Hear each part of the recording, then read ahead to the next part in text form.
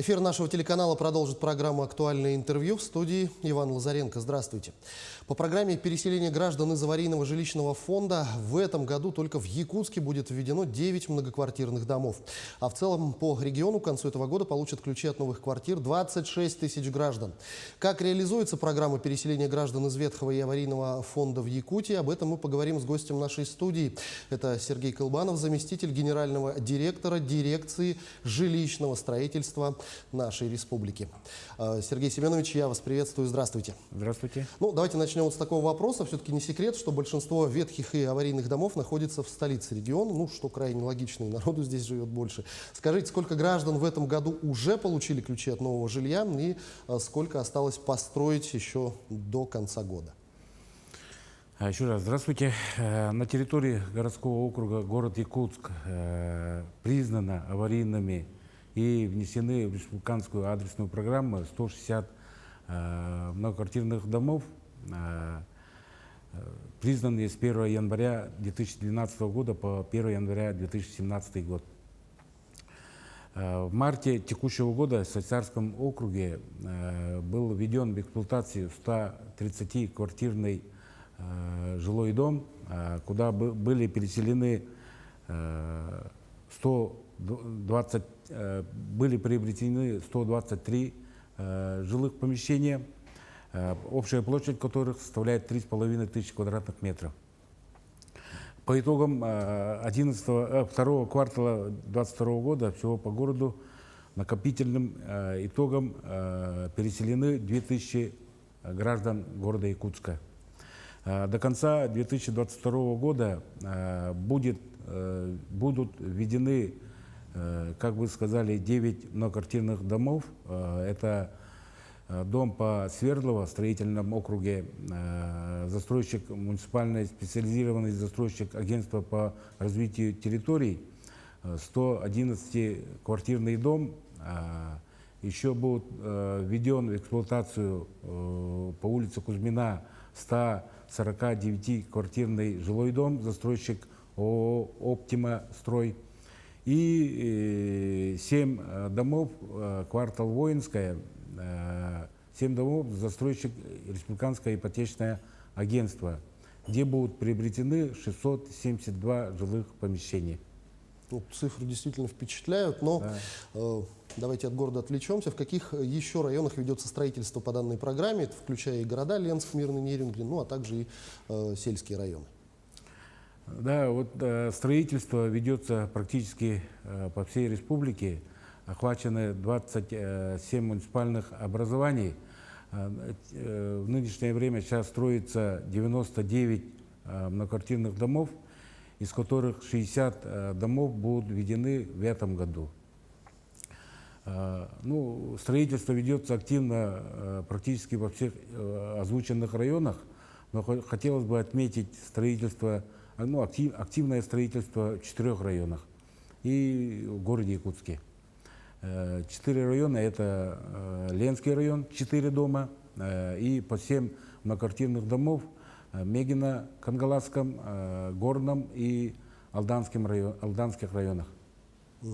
Ну, программа длится уже не первый год. Скажите, а сколько средств выделено на реализацию программы по переселению из ветхого и аварийного жилья именно в этом году? И сколько в этом году под снос пойдет домов по всей республике? По нашей программе этап делится на 2 года. Вот поэтому в нынешнем году, в 2022 году, по всем действующим этапам выделено 15 миллиардов 900 миллионов. Из которых 8 миллиардов 600 миллионов уже освоено. Это порядка более 54%. Согласно целевым показателям, подлежат расселению 25 тысяч граждан из 461 тысячи квадратных метров. В настоящее время расселено 19 тысяч граждан и из 353 тысяч квадратного метра. Все? Ну, стройки грандиозные, но здесь, естественно, немаловажным остается вопрос качества строящихся домов. Скажите, кто следит за соблюдением всех технических и строительных норм, за качеством возводимого жилья? Государственный контроль за ходом строительства объектов в республике исполняет Управление государственного строительного жилищного надзора республики. И в рамках своих полномочий муниципальные образования и дирекции жилищного строительства проводят мониторинг хода строительства объектов. В еженедельном режиме проводятся селекторные совещания на уровне главы республики, на уровне курирующего заместителя председателя правительства, на уровне министерства и на уровне дирекции с участием застройщиков и глав муниципальных образований. Вот так проходит контроль и надзор за ходом строительства. А общественники могут присоединиться к этой процедуре? Да, у нас есть несколько комиссий, в которых принимают участие и общественные организации, есть региональная комиссия по устранению недостатков, выявленных при уже эксплуатации жилых помещений. А скажите, ну вот новое жилье получить — это всегда радость, всегда праздник, а по каким нормам выдается новое жилье переселенцам, и вместо квадратных метров можно ли получить некий жилищный денежный сертификат? Да, вот согласно 16 статье 185 федерального закона и 7 разделу региональной адресной программы определены несколько механизмов приобретения жилых помещений для граждан по программе переселения. Во-первых, это приобретение жилых помещений на первичном рынке, на вторичном рынке и выплата компенсации за изымаемое помещение. Площадь помещений, приобретаемых для переселенцев, должно быть соответственно размеру жилых помещений аварийного жилья с увеличением на 10% коэффициента. По выплате, способ выплаты, согласно федеральному закону, выплату, оценку проводят оценочные компании, которые имеют на эти виды деятельности разрешение. Туда входит оценка, рыночная оценка стоимости квадратного метра аварийного жилья, доля общего имущества многоквартирного дома и доля земельного участка под многоквартирный дом. И еще также оцениваются расходы на переселение.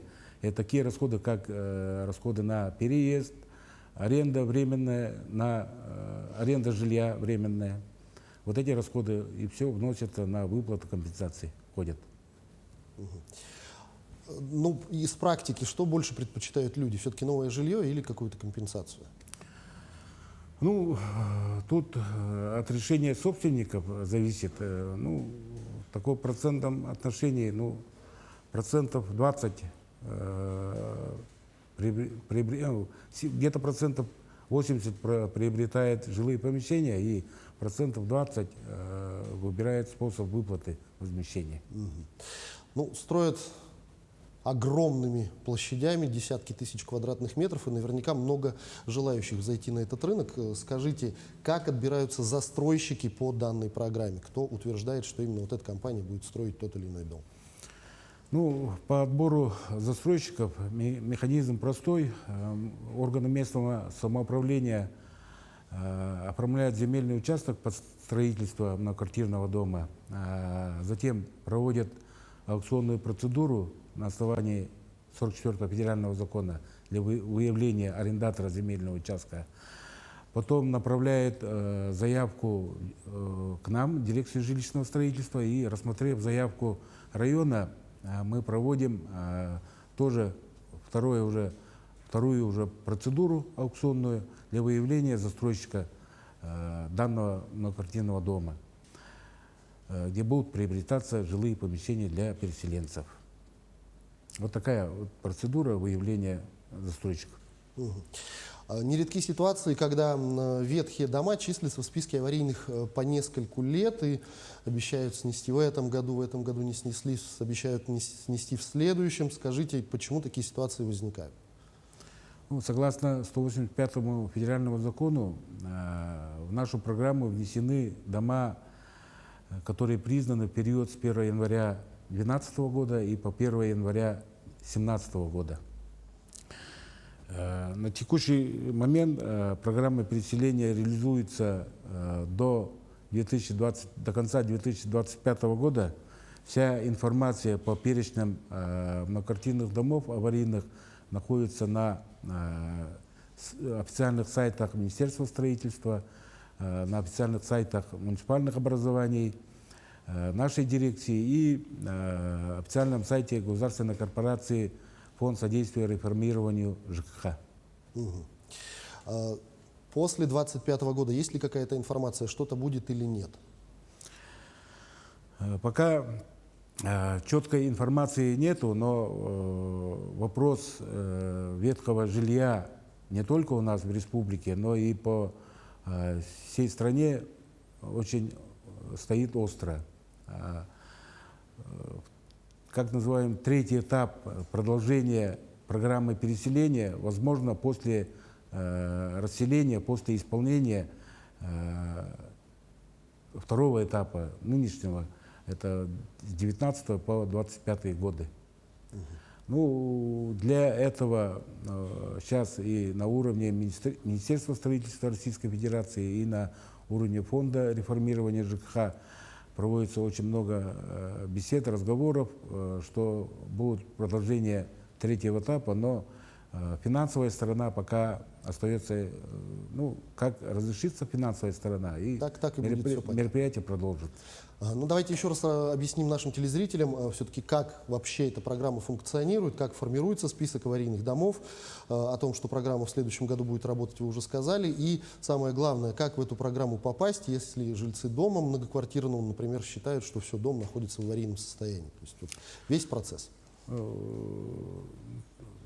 Заявитель – это наниматель или собственник жилого помещения, должен направить заявление в межведомственную комиссию того муниципального образования, где находится вот этот многоквартирный дом. Рассмотрев заявку, межведомственная комиссия муниципального образования принимает решение о признании дома аварийным и решение о сносе этого аварийного дома. Все сроки и когда будут расселены, способ расселения определяет муниципальное образование и направляет заявку для участия в республиканской адресной программе. Я вот повторюсь, и рассмотрев вот эти заявки, дирекция жилищного строительства проводит аукционную процедуру. Приобретаем жилые помещения на вторичном рынке или на первичном рынке, или выплачиваем компенсацию за изымаемое помещение. Затем вот эти все помещения передаются в собственность муниципальных образований, и в полномочиях муниципальных образований расселить всех граждан, заявленных в данной заявке. Сергей Семенович, я благодарю вас за эту беседу. Спасибо, что нашли время и ответили на наши вопросы. Всего доброго. Спасибо и вам.